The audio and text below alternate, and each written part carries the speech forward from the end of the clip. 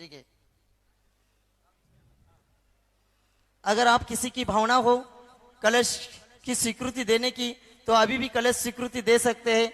इसके द्वारा आपको आज के दिन आचार्य को शास्त्र दान करने का अवसर मिल सकता है। आइए, पाटनी जी परिवार और मानोरकर परिवार यहाँ आज चित्र अनावरण और दीप प्रज्वलन में सहयोग करेंगे सभी लोग। उस साइड थोड़े हो जाओ भाभी जी, उस साइड थोड़ा हो जाओ।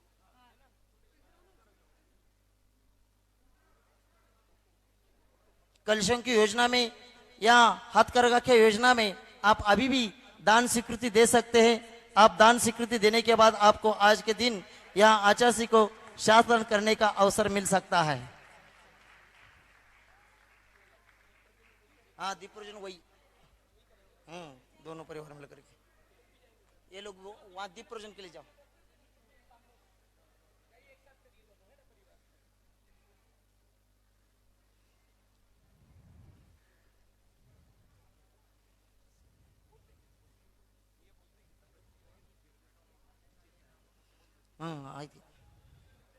यहाँ आज के दिन प्रदीप अक्षित जैन दिल्ली निवासी, इन्होंने 1,11,111 रुपए की दान स्वीकृति दिए। वे आए और आचार्य जी को शास्त्र दान करें। हे प्रदीप जी जैन अक्षित जैन दिल्ली निवासी, इन्होंने 1,11,111 रुपए की एक कलश की स्वीकृति दी है। वे भी आए और आचार्य जी को शास्त्र दान करें। हेमंत भूषण मीनाक्षी जैन सोनीपत हरियाणा, इन्होंने भी 1,11,111 रुपए की एक कलश की स्वीकृति दी है। वे भी आए और आचार्य जी को शास्त्र दान करें। ऋषभ जैन वाशी नवी मुंबई, इन्होंने भी 1,11,111 रुपए की एक कलश की स्वीकृति दी है। वे भी आए और आचार्य जी को शास्त्र दान करें।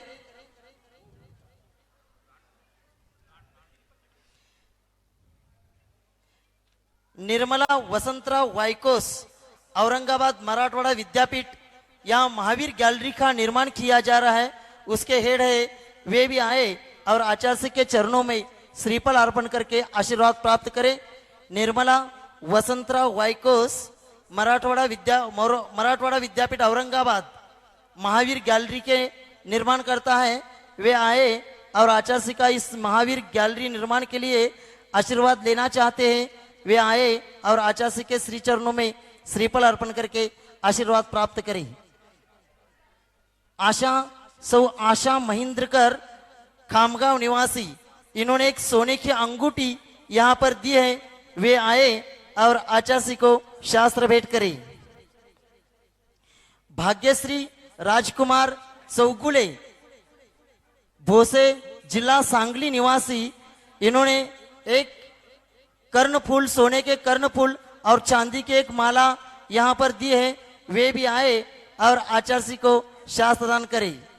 वीरश्री स्वप्निल पाटिल भोसे निवासी, वीरश्री स्वप्निल पाटिल भोसे निवासी, इन्होंने भी सोने की एक अंगूठी यहाँ पर दी है। वे भी आए और आचार्य को शास्त्र दान करें।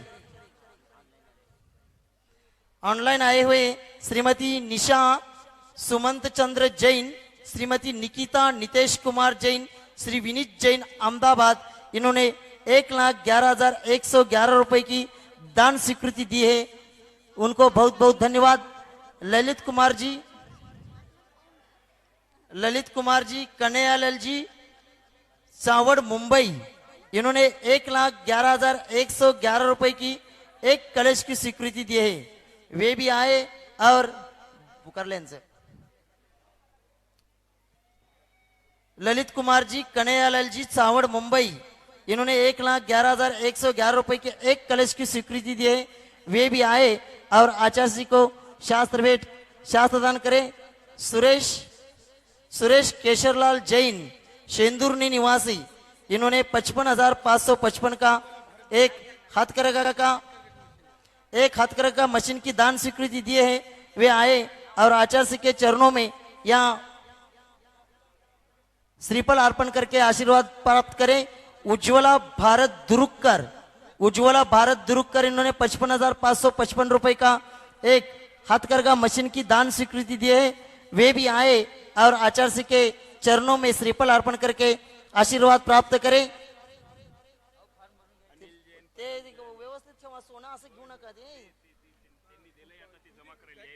बट हे कुठं आहे?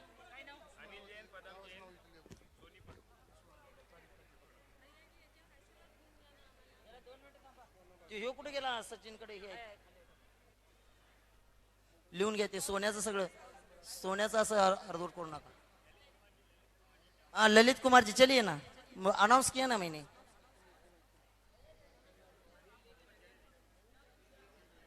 अभी भी किसी की भावना हो यहाँ कलशों की योजना में या हथकरघा की योजना में दान स्वीकृति, तो आप आ सकते हैं और आचार्य जी का यहाँ आशीर्वाद प्राप्त कर सकते हैं. कुणाचा आलाय याने ना नाव? उन्होंने एक हथकरघा काय आहे?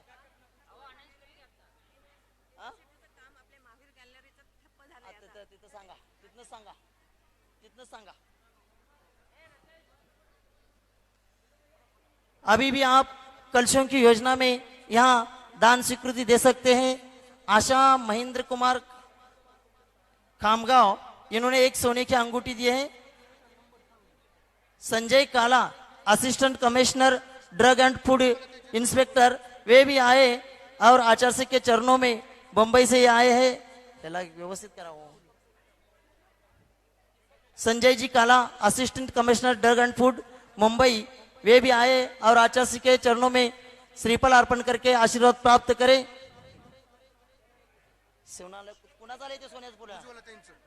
उज्ज्वलाताई दुरुककर, इन्होंने एक हथकरघा मशीन और सोने के कर्णफूल यहाँ पर दिए हैं. वे आए और आचार्य को शास्त्र भेंट करें. इसको देना है.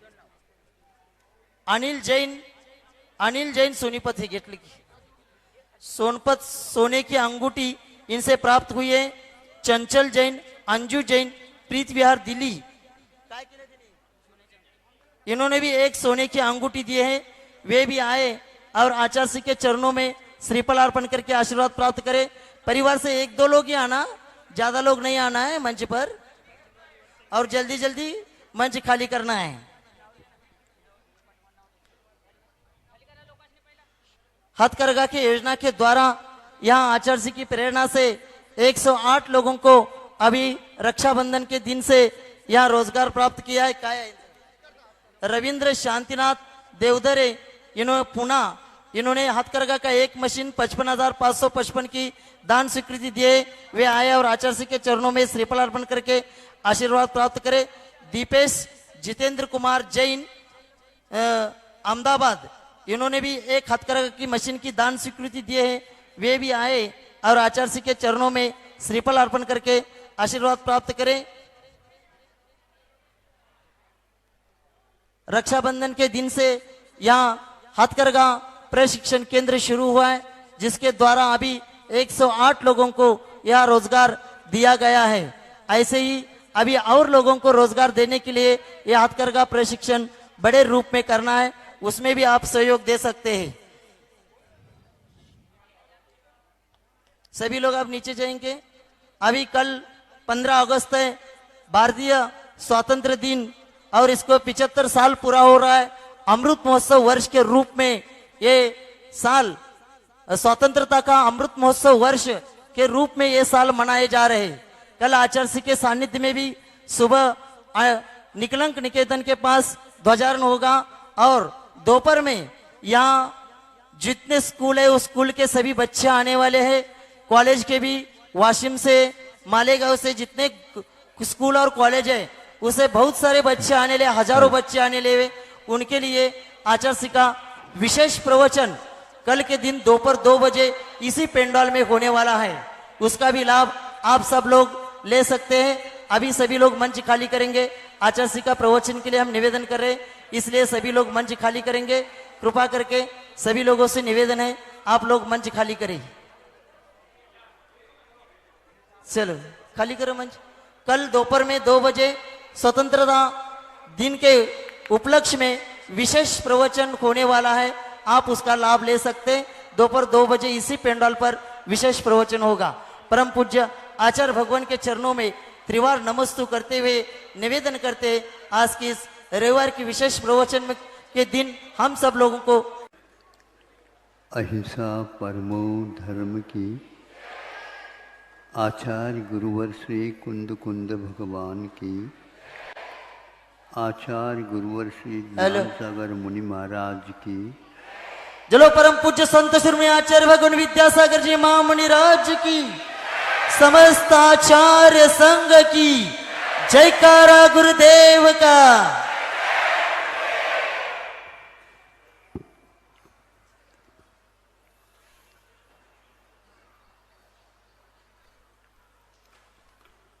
जितने भी पदार्थ हमारे सामने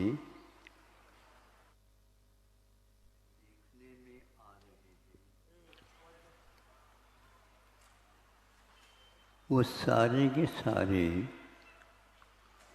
पदार्थ एक प्रकार से कुछ भी नहीं जानते हैं। जैसे ये माइक हमारे सामने रखी गई है, ये बोलता नहीं किंतु बोलता सा लगता है,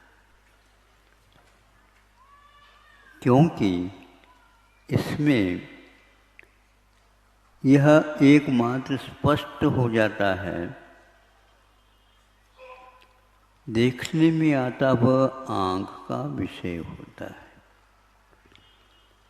सुनने के लिए आता है वह कान का विषय होता है, सूंघने के लिए जो उपलब्ध होता है वह तीसरी जो इंद्री नासिका का विषय है। और जितने भी स्पर्शादिक गुण या परिणतियाँ हैं वो सब विषय के रूप में तो उपलब्ध होते हैं किंतु जानने के अर्थ में नहीं होते। दर्पण में कोई भी प्रतिबिंब पड़ता है तो उस बिंब को दर्पण देखता नहीं और जानता नहीं है, किंतु उसकी उज्ज्वलता में यह सामने रखी हुई वस्तु प्रतिबिंबित हो जाती है। यह भारतीय शिक्षा की विशेषता है। शिक्षा के साथ साथ यह भी पहचान कराया जाता है ताकि वह इन विषयों में लुप्त न होकर, इन विषयों में न उलझकर और इन विषयों के अंबार लगाकर अपने आप को सेठ साहूकार कहलाना चाहता है, यह उसका अविवेक है। यह जानकारी हमें एक प्रकार से गूढ़ अर्थ को बताने वाले शास्त्र के माध्यम से मिल जाते हैं। आपने कहीं भी देखा होगा वस्तु का मूल्यांकन कैसा किया जाता है। वस्तु काम में आती है इसलिए उसका मूल्यांकन है, और जो काम में नहीं भी आती है और झूठ झाट बोल करके उसको कहा जाता है तो क्या वह उसका मूल्य है? ये बहुत कठिन विषय है आप लोगों को, लेकिन इसको आपको आत्मसात करना ही है, क्योंकि इसमें यह तथ्य है वो किसी भी प्रकार से जानते समझते नहीं हैं। कोई भी वस्तु किसी की भी हो, वह भोक्ता पुरुष चेतन का तो विषय बन सकता है, लेकिन किसी भी पुद्गल अथवा जड़ वस्तु का वह विषय नहीं बन सकता। आँख आदि इंद्रियों के माध्यम से जो कोई भी विषय पकड़ में आता है, वह एक प्रकार से इन इंद्रियों के माध्यम से ही आता है। यदि भीतर का व्यक्ति सो जाए तो वह वस्तु किसी भी प्रकार से काम में नहीं आती। आप हमें बता दो, यह शरीर आपका जीवन के साथ देता रहा, किंतु जब इसमें से आत्मा निकल गई तो ये पड़ा क्यों रहता है? इसके लिए जो कुछ भी उस व्यक्ति ने कमाया था वो भोगो भोग उसके लिए उपलब्ध हो जाए, उसमें से तिलतुस मात्र भी वह उसका भोग नहीं कर सकता। किंतु आप लोगों के द्वारा उस व्यक्ति के शरीर को अंतिम संस्कार दे करके आप वहाँ से निवृत्त हो जाते हैं। क्या आपने इस बात को सोची है? आपने पाला पोषा सब कुछ किया और उसको आपने जला क्यों दिया?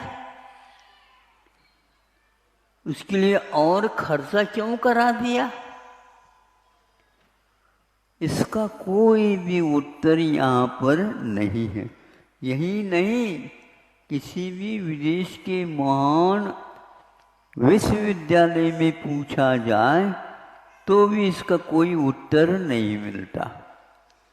आप लोग बहुत बड़ी गलती कर रहे हैं उन देशों में अपने बच्चों को भेज करके, और हमसे आप लोग आशीर्वाद भी ले लेते हैं। तो मैं बहुत संकट में पड़ जाता हूँ, क्योंकि इतना भी यदि आशीर्वाद आप नहीं दे सकते हैं तो बड़े बड़े कार्य कैसे होंगे। तो मैं पूछना चाहता हूँ, उसको विदेश जो भेज रहे हैं आप, किसी के कहने से भेज रहे हैं? क्या उस लड़के के कहने से भेज रहे हैं? क्या ऐसा कोई भी स्वप्न पड़ा हो हमारा लड़का विदेश जाएगा तो बहुत नाम कमा लेगा? ये नाम किसका है बताओ हमें। और इस नाम में क्या कुछ सामग्री है जिसके द्वारा आप पुष्ट हो जाते हो, जिसके द्वारा आप एक प्रकार से आनंद का अनुभव करते हो? आदर सत्कार यदि मिल जाते हैं तो फूला नहीं समाता ये संसारी प्राणी। यह यहीं की कथा नहीं है, ये विदेशों में भी ऐसा ही होता है। जो पढ़ा लिखा है वो भी करता है, और जो नहीं पढ़ा लिखा है वो तो कम करता है वो, लेकिन वो भी करता है जो आपके देखा देखी हुआ अपने आप को समझ लेता है। बड़े बड़े जो युद्ध होते हैं उसमें भी एक कारण बनता है। 110 दिन से भी ज़्यादा महान युद्ध जो कि आज तक इस प्रकार प्रसिद्धि में नहीं आया था, लेकिन आ गया सामने, उसमें भी कारण यही है, मुझे कोई लोग लूट न ले, इसलिए वह दूसरे को भी तंग करना प्रारंभ कर देता है।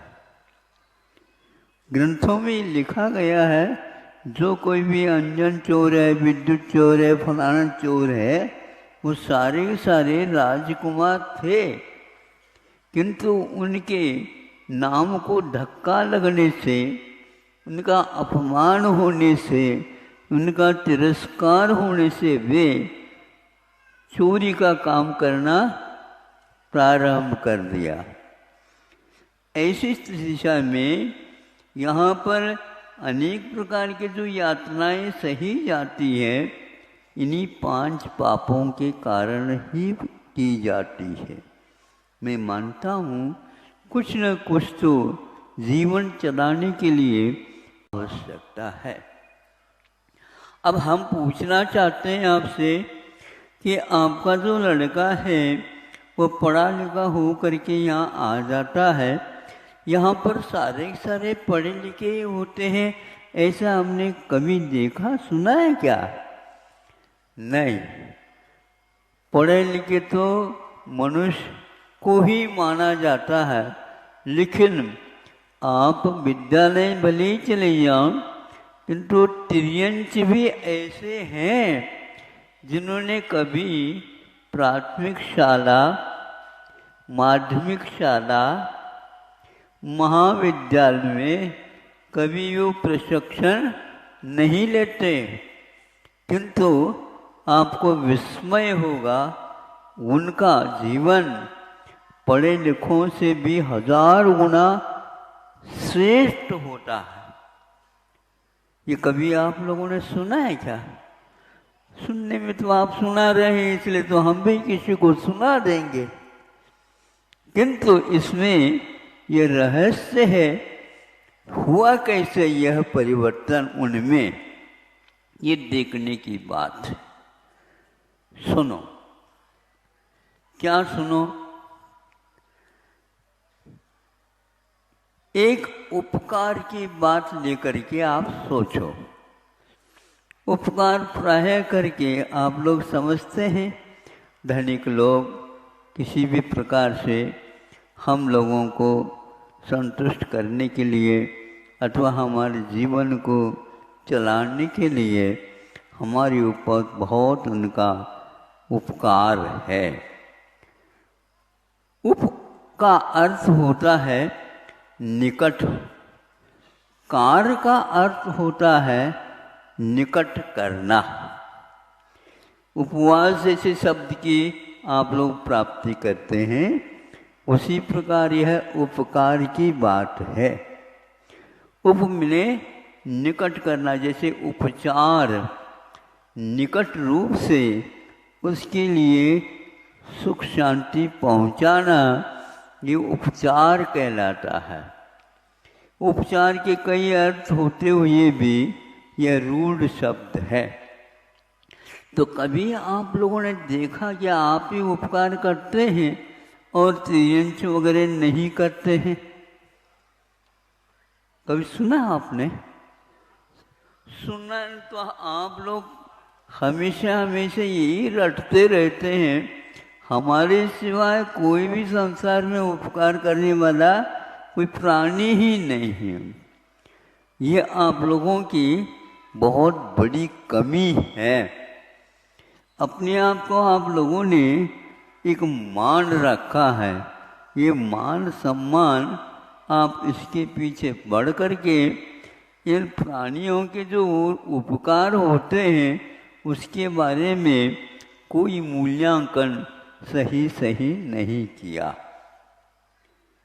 एक छोटी सी कथा के माध्यम से आपको मैं समझाना चाहूँगा, अथवा इस छोटी सी कहानी के माध्यम से आप क्या समझते हैं ये देखना या पूछना मैं चाहूँगा आपसे। एक महिला घर के कोई सारे काम करके अब समय बचा था, उसमें वह वस्त्रों को धोने और कुछ पानी लाने के लिए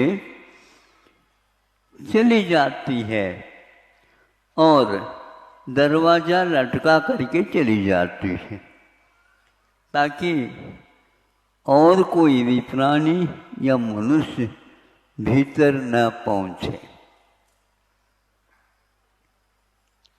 वह चली गई। कुछ समय तो लगता वस्त्रादि को धोने के लिए, फिर इसके उपरांत पानी भरना है। इसमें उसको आधा 1 घंटा या घंटा पौन घंटा ये लग गया होगा। तब तक के लिए क्या होता है, घर में उसको ये विश्वास था घर में कोई घुस ही नहीं सकता। पहले के लोग ताला नहीं लगाते हैं और आपके लिए सब जगह ताला लगाए बिना आप अपने बच्चों के ऊपर भी विश्वास नहीं रखते और आपसे भी ज़्यादा आगे का लड़का रहता है। हमारे पिताजी अपने जीवन के अंत में मेरे से कुछ सेवा चाहते हैं, इसलिए सब वह अपने लिए कह रहे हैं। जमाने के ऊपर विश्वास करना बड़ा खतरा है इससे, ऐसी उनकी मान्यता, लेकिन वह कभी भी दिखाते नहीं। जब वह महिला इन सब कामों से निवृत्त होकर के आती है, उस समय की बात है, जो ही वह बाहर आकर के दरवाज़ा खोलना चाहती है, उसी समय उसके घर में पलने वाला एक नौला था। नौला आप जानते हो? हाँ, उसके भी 4 पैर होते हैं और उसके भी काफ़ी बड़ी एक पूंछ होती है और वह पूंछ बहुत ही सुहाना जैसा लगता है उसको। और वह भीतर से बाहर आई और दृष्टि में आई। वह ये कहने के लिए आई थी, हमने आज बहुत बड़ा काम किया है, ऐसे काम तो कोई भी नहीं कर सकता है। और सामने आई तो उस महिला की दृष्टि उसके मुख पर पड़ी और उसमें खून से वह उसका मुख लथपथ हुआ था। बस उसको क्या समझ में आए, क्या पता, पढ़ी लिखी होगी इसलिए तो अनुमान लगाया होगा। तर्क, व्याकरण और व्याप्ति और अनुमान, ये सारे उसमें होंगे। देखो ये इसने ऐसा अनर्थ किया कि मेरा जो पालना में सोने वाला बच्चा था उसको इसने खा लिया। ये पक्का है, अन्यथा इसका मुंह कैसा हुआ है। बस उसी समय सिर का भरा हुआ घड़े को उसके ऊपर पटक दिया। आप लोग सुन रहे हैं, कैसा लग रहा है? एक पशु पक्षी में भी क्या भाव रहते हैं, इसको समझना बंधुओं बहुत कठिन है। युग बहुत आगे बढ़ गया है और धर्म बहुत पीछे रह गया है, क्योंकि धर्म युग उसकी पत्रिका का नाम है। धर्म युग का मतलब युग बहुत आगे पहुंच गया, धर्म बहुत पीछे रह गया है। इस प्रकार यह देख करके उसने उसके पटक दिया। फिर कहना एक ही प्रहार में उसके प्राण चले गए और अपने सब कुछ दूर करके अपने लड़के को देखने के लिए वह पालने के पास गई और वह लड़का खूब आनंद के साथ उसमें खेल रहा है, कूद रहा है, जो कुछ भी कर रहा है।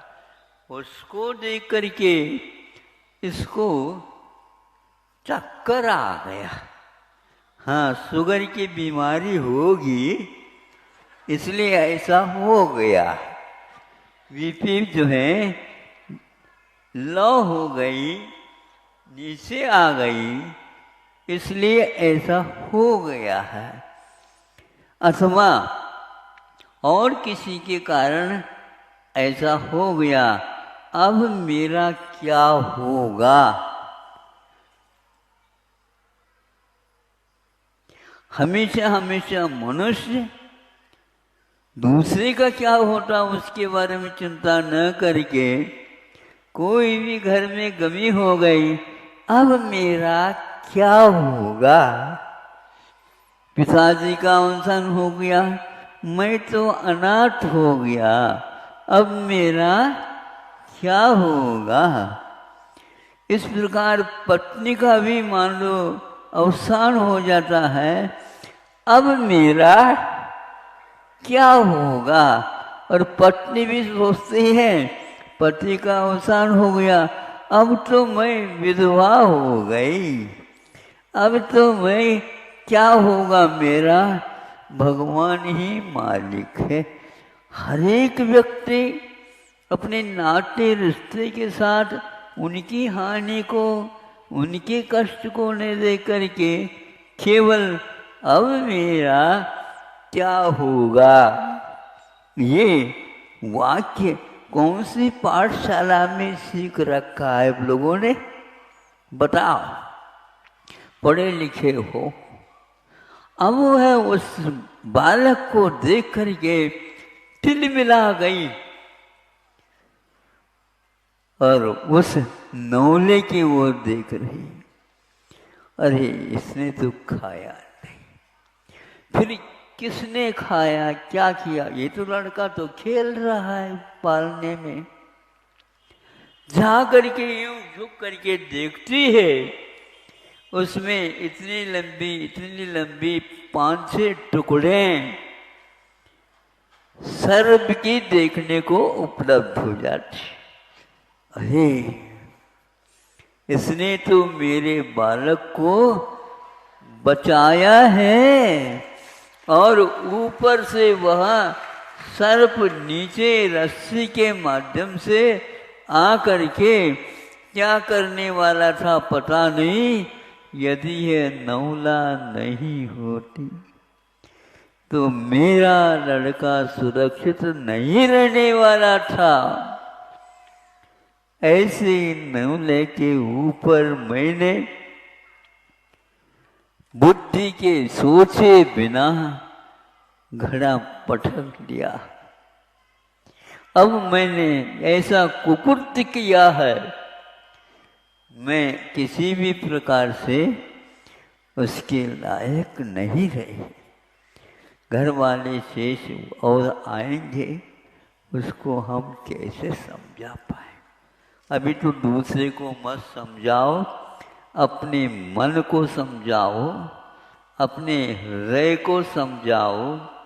आपने उसको पाला पोसा था, क्या वह आपकी कृतज्ञता के लिए काम कर रहा था? कोई भी व्यक्ति नहीं कर सकता वह नौला, इसके साथ कुछ न कुछ तो गड़बड़ किया होगा, इसलिए ऐसा हो गया। अब उसको कोई धैर्य देने वाला नहीं, दे भी कैसा सकता है, कोई भी इसको समझा भी कैसे सकता है, क्योंकि उन्होंने एक बड़ा अनर्थ कार्य कर दिया। न अर्थ विद्यते यत्र इति अनर्थ, अथवा भी विशेष रूपेण अर्थाभाव है, व्यर्थ है। इस प्रकार ये शब्द प्रयोजन को सिद्ध करने वाले उसको अभाव बताते रहते हैं। इन सब को हम जानते हुए भी विवेक से काम नहीं लेते हैं। महाराज विवेक क्या है? विवेक वह है, अभी तक जो कुछ भी सीखा उससे कुछ होने वाला नहीं, किंतु विवेक वह है जब हमारा अक्ल काम करता है। क्या करता है? अक्ल क्या है? 32 दांत होते हैं, उनमें एक दांत अक्कल दांत भी होता है। सुन रहे हैं आप? एक व्यक्ति के मुख से हमने सुना था, वो भी बहुत अच्छे थे। उन्होंने कहा था गधे 25 साल की उम्र तक यह मानव गधे के समान होता है, इसको अभी बुद्धि आई नहीं। ज्ञान अलग वस्तु है और समझदारी अलग वस्तु ही है। पढ़े लिखे होने से समझदारी आती है ऐसा नहीं है। एक लेख पढ़ा था, वह था तो व्यवहार के बारे में, लेकिन बहुत अर्थ रखता था। एक व्यक्ति ने दुकान कर ली, यहाँ बहुत बड़े बड़े दुकान महानगरों में खोल दी और जीवन में उसने नाम भी कमाया। सब लोग उसकी व्यापारिक पद्धति से प्रभावित थे, किंतु उसको अभी संतुष्टि नहीं थी। वहाँ तक मैं अभी पहुँचा नहीं हूँ, ऐसा सोच करके उसने कुछ समझ में नहीं आया तो बाढ़ आई थी, नदी में पूर आई थी, उसमें कूद गया। लेकिन उनके मित्र को उसने एक बार बातचीत के दौरान ये बात कही थी। सब लोग उससे बहुत ही समझने लगे, ये तो नहीं मरना चाहिए था, इसने कोई दोष नहीं किया, महादोष तो यही था उसको संतुष्टि नहीं थी। जिसके जीवन में संतुष्टि नहीं तो उसके जीवन में कोई धन दौलत या और कुछ भी सामग्री मिले, कभी भी सुख शांति का विश्वास ले नहीं सकता। ये तो आप लोगों के इरादा मैं सबसे बड़ा बनूं, बड़ा आप लोग नहीं बन सकोगे। बड़ा तो वह होता है मेरी कोई संपदा है ही नहीं, ये जो कुछ भी संपदा है यह केवल जनता की है। ऐसी मान्यता आप लोगों में जब तक नहीं आती है तो यह आप लोगों की संपदा किसी काम में नहीं आने वाली। एक पत्र लिख करके बिरला जी ने अपने बच्चों को सावधान किया था। वह पत्र तो आप लोगों ने पढ़ी होगी, यदि नहीं पढ़ी है तो पूछताछ कर लेना। बहुत सुंदर लेख है वो। ऐसे व्यक्ति भी होते हैं जो बिरला जी एक प्रकार से भारतवर्ष में सबसे ज़्यादा धनाढ्य और उदार भी थे। उन्होंने इस प्रकार कहा, बच्चों मैं सेठ साहूकार के बच्चे हैं, इसलिए हमारे लिए कोई आवश्यकता नहीं, कभी एक भी मत दिन सोचो नहीं। उस पत्र में ऐसा पंक्ति लिखी थी, यह जो कुछ भी संपदा है ये सभी जनता की है, मैं इसका मालिक नहीं हूँ। गांधी जी भी यही कहा करते थे, अरे तुम किसके ऊपर लट्टू हो रहे हो? यदि यह लोग काम नहीं करेंगे तो क्या यह उत्पादन होगा? नहीं होगा। तो उत्पादन किससे हुआ? आपके कारण नहीं हुआ, किंतु उन लोगों में रात दिन श्रम किया, उसके फलस्वरूप हुआ है। इस प्रकार नीति पूर्ण शिक्षा के वे धनी थे और कभी भी उनके बारे में किसने विपरीत नहीं सोचा। इस प्रकार विपरीत सोच करके उस महिला ने बिना सोचे समझे विचार किए उस प्राणी के ऊपर घड़ा पटक दिया और रोती रही और कई बार जा कर के दीवार से अपने माथा भी ठोकती रही। जीवन पर्यंत ठोकते रहो आप, अब किसी प्रकार से शुद्धि नहीं होने वाले हैं। अविवेकी जन ही अपराध करके अंत में पश्चाताप करते हैं, फिर भी उनका मैं अच्छा मानता हूँ, लेकिन विवेकशील हो करके भी जो व्यक्ति अपने स्वार्थ परायणता को नहीं छोड़ पाते वो सबसे ज़्यादा हानिकारक है, ऐसा समझ करके चलना चाहिए। यह पशु वह नौला, क्या कभी उपकार कैसा किया जाता है? स्कूल विद्यालय में जाकर के पढ़ी थी क्या? बोलो आप लोग, रविवार के दिन आए हो छुट्टी ले करके, हाँ? आप लोगों के विद्यालय में इस प्रकार कोई मैना और तीतर और गिलहरी और यह अपने नौला आदि पक्षियों को कोई पढ़ाते हैं? आप लोगों के लिए ट्यूशन की विशेष व्यवस्था कर दी जाती है। बहुत पढ़े लिखे हैं वो, अच्छी बात। बहुत क्यों पढ़ा लिखा कर दिया आपने? कम पढ़ लिखने से कोई काम नहीं होता है क्या? नहीं होता तो है, लेकिन बहुत पढ़े लिखे होने से घर में शांति रहेगी नहीं। ये भूल है आपके।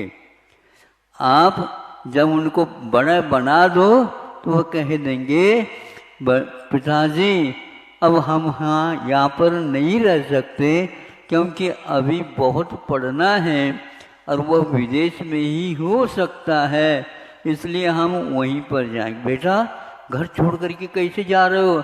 इस समय में भी तो घर छोड़ा ही है, आगे भी जा करके छोड़ना है, क्योंकि आपने पाला पोषा बड़ा कर दिया और वहाँ पर जा कर के मैं रह करके आप लोगों के लिए जो आवश्यक है पहुँचाता रहूँगा। या तो आप घर में रहो या तो लड़का घर में रहेगा। अब लड़के की बात यदि नहीं सुनते हैं बहुत मामला गड़बड़ हो जाएगा। ऐसे परिवार बहुत है, किसी को आप लोग कहते नहीं, लेकिन बच्चे आकर के हमें कह देते हैं महाराज ऐसी स्थिति है, आप ही हमें बचा सकते हो। अच्छा, आपको किसने बड़ा कर दिया जो मैं अब बचाऊं? क्योंकि आप दूसरे के पुत्र हो, हमारे लिए कोई कहा नहीं कि यह हमारे पुत्र। नहीं, ऐसे कहते तो हैं महाराज ये आपका ही लड़का है, आओ रखो यहीं पर, जाओ। नहीं महाराज आप ही सब कुछ करने वाले हैं। अच्छा, ये इसको बोलते हैं उपचार। समझ में आ गए ना? ये उपचार से कह देते हैं हमारा ये लड़का है, तो हमने इस प्रकार तो बनाया नहीं था, ये बनाना नहीं चाहता था। इस प्रकार जो है उस व्यक्ति सेठ के समान बनाना आवश्यक है। ऐसे आज कहाँ विद्यालय है हमें बताओ? उन बिरला जी को किसने ये पढ़ाया? यह तो अपने घर में ही ऐसे संस्कार उसे मिले, उसके माध्यम से उनने अपने जीवन में किया। यह पश्चाताप की कथा कहानी किसके यहाँ मिलती है? ये हमने दूसरी कक्षा में पढ़ी थी। आप तो अब लोग बहुत कक्षाओं को पार हो करके यहाँ तक कि अंतरिक्ष में जा रहे हैं, और बड़े यहाँ पर पार्शनाथ भगवान अंतरिक्ष पहले से ही बने हुए हैं।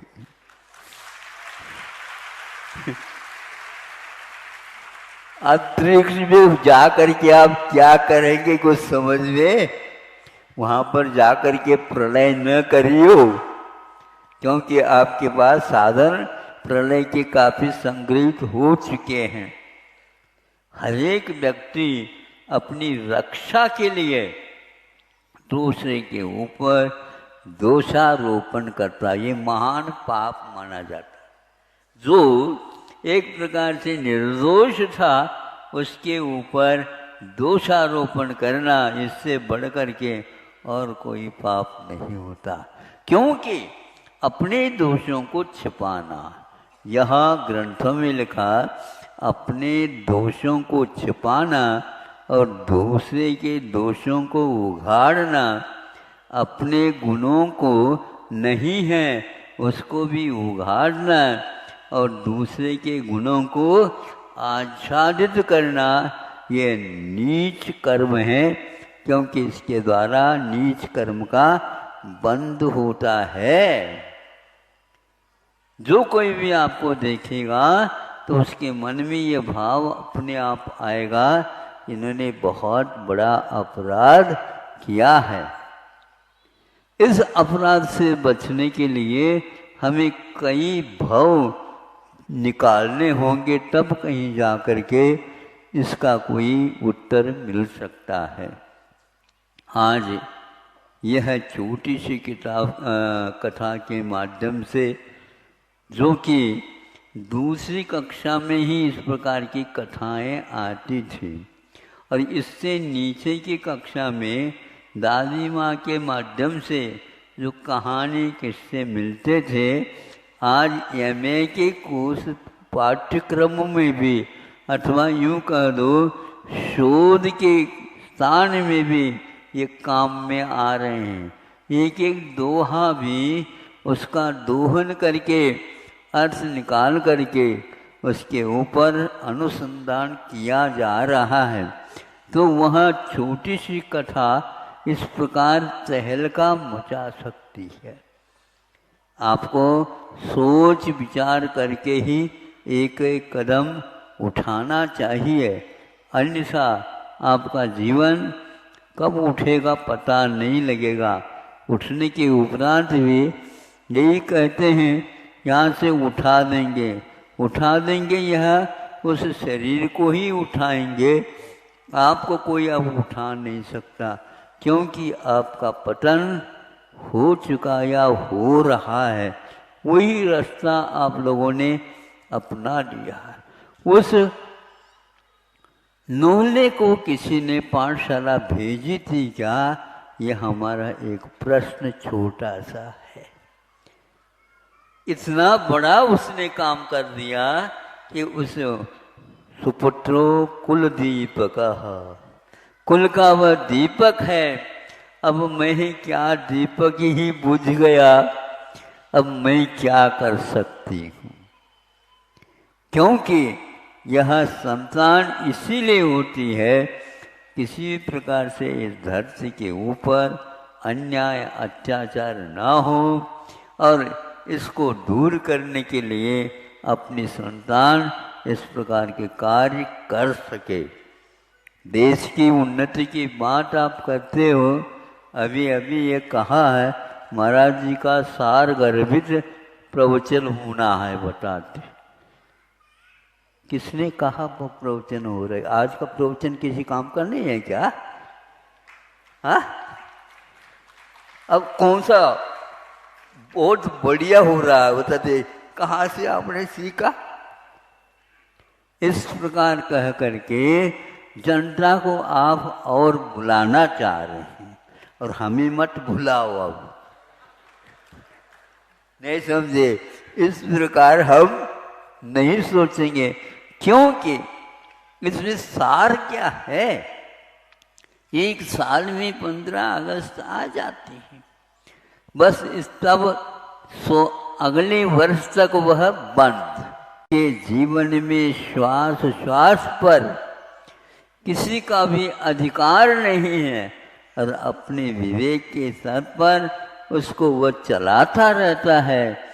उसके जीवन में मैं समझता हूँ उससे बढ़ कर के कोई भी राष्ट्रीय नेता नहीं हो सकता है। आप अवश्य समझ लीजिए, जब कभी भी आ जाएंगे आप आ गएंगे, वो तो अवश्य मैं बताऊंगा। आज की तो यह कहानी आपको अवश्य याद करना चाहिए, हमारे लिए दूसरी कक्षा में ये पाठ के रूप में मिली थी। आज भी वह काम कर रही है कथा, नहीं समझे? इससे जितने भी लोग सुन रहे हैं उनको कुछ लगा क्या? नहीं, चटका। हाँ, लगा? कहाँ पर लगा है? दिल में लगना चाहिए। हमारा अविवेक का ये परिणाम है। हमने कई ऐसे जीव के घात कर लिए गए। इसलिए घात और प्रत्याघात के जमाने में यह कथा कहाँ तक काम कर रही है ये आप ही लोग समझेंगे, अथवा छोटे बच्चे इसको सुनेंगे। सुन करके जब उनकी बुद्धि और पैनी होगी उस समय वो सोचेंगे यह वस्तुतः बहुत ही सार मार्मिक है, इसमें कोई संदेह नहीं।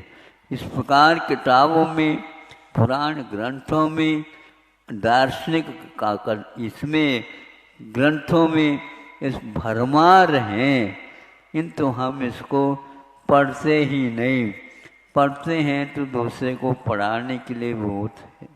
आज उपन्यास का जमाना है, यह भी इतना जमाना ऊपर उठ गया है, आज कोई भी जीवन व्रत को पढ़ना ही नहीं चाहता। जीवन व्रत वह है, व्रत का अर्थ चारित्र होता है। जीवन में चारित्र के बिना कोई भी हमारा ठिकाना नहीं माना जाता। इसलिए यह चारित्र को विकसित करने के लिए ही इस प्रकार की कथाएं हम लोगों को पढ़ाई या सुनाई जाती थी। और आज भी यह है क्या नहीं मैं नहीं समझता। हो करके यदि है तो नए युग में उनको नया ही रूप रख करके कर रहे होंगे। देश के लिए उसका कोई भी लाभ नहीं मिल रहा है। इतिहास को मत भूलो, इतिहास ही आपका दर्पण है। इसलिए उस दर्पण में, जिसको साहित्य बोलते हैं, साहित्य को विद्वानों ने, कवियों ने, ऋषियों ने क्या माना? यह आदित्य के अभाव में भी अपना काम करते रहते हैं, उसका नाम साहित्य है। दर्पण की भांति उसमें हम अपने आप को देख सकते हैं और अपनी समीक्षा स्वयं कर सकते हैं कि हम कितने पानी में हैं। कितने पानी में हैं इसका अर्थ अभिमान के लिए नहीं लिखा गया है। हम दूसरे कितने पानी में हैं ये तो देखना चाहते हैं, किंतु स्वयं कितने पानी में हैं, यानी तत्व की गहराई में कि कौन गया है। तत्व की गहराई में ही जाते हैं तो प्रत्यय का महान अर्थ हमारे सामने आ जाता है। मनुष्य है किंतु मनुष्यता नहीं है, तो किस काम का है? आप बोलते हैं ना, जब कभी भी यहाँ पना बोलते हैं, पना का अर्थ क्या होता है? पना का अर्थ होता है एक प्रकार से उसमें एक और स्वाद लाने के लिए पना होता है। कौन से पना? आम का पना। कौन से आम का? अरे आम को तो आम होता है, वह खट्टा भी हो तो भी उसमें कुछ मसाला डल जाएगा तो वह पना का काम करता है। और आपका जीव मचल रहा हो, उछल रहा हो, उसको शांत कर देता है तो खट्टा, लेकिन वह मीठे को भी दबा देता है। इसको बोलते हैं, क्या बोलते हैं? पना। याद रखियो, ग्रामीण शब्द है, बुंदेलखंड में हमने सुना था, आज महाराष्ट्र में बता दी।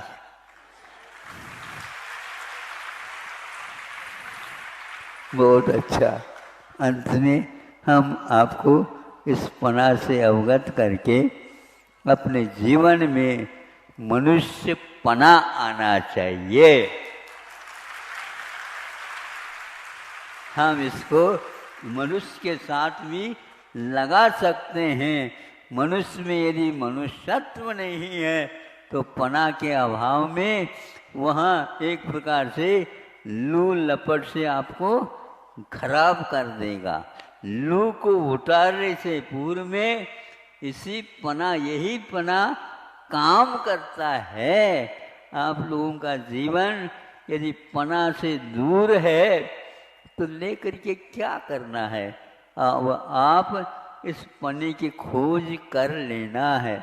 हर पदार्थ में अपने अपने पना होते हैं और मनुष्य के पास भी पना होना चाहिए। इसी को आचार्यों ने तत्व कहा है। तत्व का अर्थ तस्य भावो तत्वम, ये उसका सार है, ये उसका धर्म है, ये उसका एक प्रकार से जीवन है। उससे यदि रहित होगा तो उस तत्व से कोई भी अर्थ नहीं निकलता। बहुत सारी बातें हो गई, उन बातों में उस कथा को तो आप लोग याद रखेंगे, और भी इस प्रकार की कथा मिल जाए तो हमें याद आ जाए तो देख लेंगे, आप लोगों के सामने रख सकते हैं। क्योंकि पुरानी चीज़ हमेशा हमेशा अच्छी मानी जाती है। अभी अभी फसल आ गई तो वह नए नए जो गेहूं होते हैं वह बहुत गर्म होते बताते हैं आजकल के बच्चों के समान, बहुत जल्दी गर्म होता है। इसलिए उसको जब तक धोएंगे नहीं तब तक गेहूं का काम ठीक नहीं बैठता। इसी प्रकार आम में भी गर्मी के दिनों में आते हैं, जब तक एक वर्षा नहीं होती तब तक समझदार लोग उस आम को नहीं खरीदते हैं, और खरीद करके खा ले तो अवश्य बीमार पड़ जाते हैं। आपको बीमार पड़ना है क्या?